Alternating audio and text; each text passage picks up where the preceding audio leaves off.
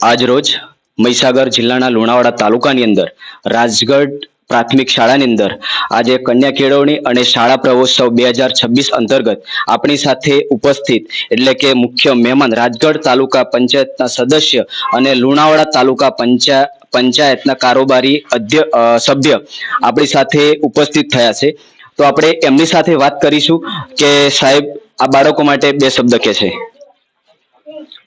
કન્યા કેળવણી અને શાળા પ્રવેશોત્સવ કાર્યક્રમ નિમિત્તે રાજગઢ પ્રાથમિક શાળામાં આજે નાના ભૂલકાઓ શાળા પ્રવેશ મેળવી રહ્યા છે, ત્યારે એમને મુક્ત મને ખીલી ઉઠે અને સારું વાતાવરણ મળી રહે અને આ પ્રસંગ એક ઉત્સવરૂપ બની રહે એવો જે સરકારશ્રીનો અભિગમ છે, તો આજે બાળકોને પ્રવેશ અપાવી અને એમના મંગલ ભવિષ્યની કામનાઓ સાથે શુભેચ્છાઓ પાઠવી છે।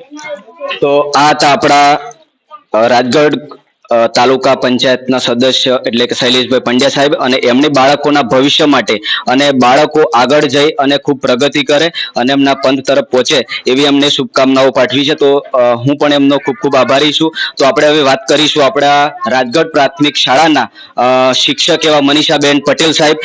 તો મારા કેમેરામેનને નમ્ર વિનંતી કરીશ કે આપણા મનીષાબેન તરફ સુધી આપણે એમને વાત કરીશું। તો બેન, આજનો જે કાર્યક્રમ હતો એ વિશે તમે શું કહેવા માંગશો?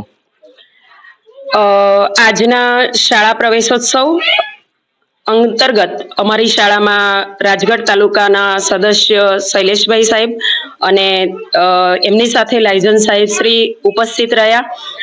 આજે બાલવાટિકામાં મારી શાળામાં 8 બાળકોને પ્રવેશ આપવામાં આવ્યો અને આ બાળકોનું સાહેબે જેમ એમના ઉજ્જવળ ભવિષ્ય માટે શુભકામનાઓ પાઠવી એ રીતે હું શાળા પરિવાર વતી આ બાળકોને ખૂબ ખૂબ શુભકામનાઓ અને આશીર્વાદ સાથે આ શાળાની અંદર આવકારું છું। અસ્તુ। Thank you ma'am. અને બીજી વસ્તુ કે મેડમે જે જણાવ્યું છે કે અત્યારે જે 8 બાળકોનું ભવિષ્ય એટલે કે 8 બાળકો ખૂબ આગળ પ્રગતિ કરે, અને બીજું મને જે દેખાય છે એ ખૂબ મોટી સંખ્યાની અંદર રાજગઢ પ્રાથમિક શાળાની અંદર ઘણા બધા વડીલો અને આપણા મુખ્ય મહેમાનો પણ આવે છે। તો આ રાજગઢ પ્રાથમિક શાળાની અંદર અને જે વાલીઓ છે એમને પણ જે ઉલ્લાસ જે જોવા મળ્યો છે એ ખૂબ મહત્વનો